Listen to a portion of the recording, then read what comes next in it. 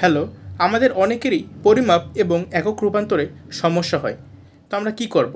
Suppose তোমাকে বলল যে ৫ কিলোমিটার সমান সমান কত মিটার? আমরা আগে দেখব আমাকে কি বের করতে বলা হয়েছে। আমাকে কিন্তু জানতে চাইছে কত মিটার। এখন আমি মিটারের দিকে তাকাবো। এখন মিটার এককটা কি বড় নাকি ছোট? কার সাপেক্ষে দেখব? ওই পাশে আছে কি কিলোমিটার না? তাহলে কিলোমিটারের সাপেক্ষে দেখব। মিটার যেহেতু এককটা ছোট, তাইলে মিটারের পাশের সংখ্যাটা কিন্তু বড় হবে। ঠিক আছে, আমরা এটা মনে রাখবো যে একক যদি ছোট হয় তাহলে সংখ্যা হবে বড়, একক যদি বড় হয় তাহলে সংখ্যা হবে ছোট। তাহলে মিটার যেহেতু একটা ছোট, তার পাশের সংখ্যাটা কিন্তু বড় হবে। তা বড় সংখ্যা আমি কীভাবে পাবো? আমি কিন্তু গুণ করার মাধ্যমে পাবো। ওই পাশে ছিল কি ৫ কিলোমিটার না, আমি আগে ৫ লিখবো, তারপরে আমি গুণ দেবো। এখন আমি কত গুণ করব? হ্যাঁ, এইখানেই হলো কি আমার করের নিয়ম। করের নিয়ম কি? সাপোজ তোমাকে কি কিলোমিটার থেকে মিটারে যেতে বলা হয়েছে না? তুমি মনে করো যখন পড়লা কিলো, হাঁটতে পারবে উঁচু করবা, তারপরে হেক্টো, ডেকা, মিটার।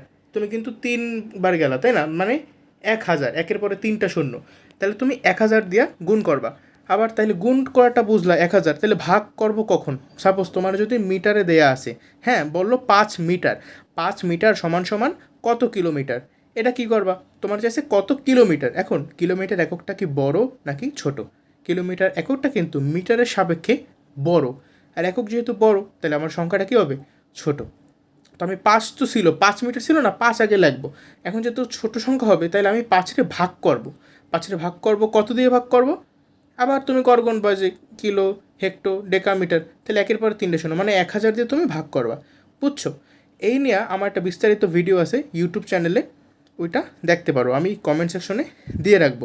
এছাড়া একটা কুইজটা হলো ৪৯ মাইক্রোভোল্ট সমান সমান কত পিকোভোল্ট? এই অ্যান্সারটা পারলে তোমরা কমেন্ট সেকশনে দিয়ে দাও। আসসালামু আলাইকুম।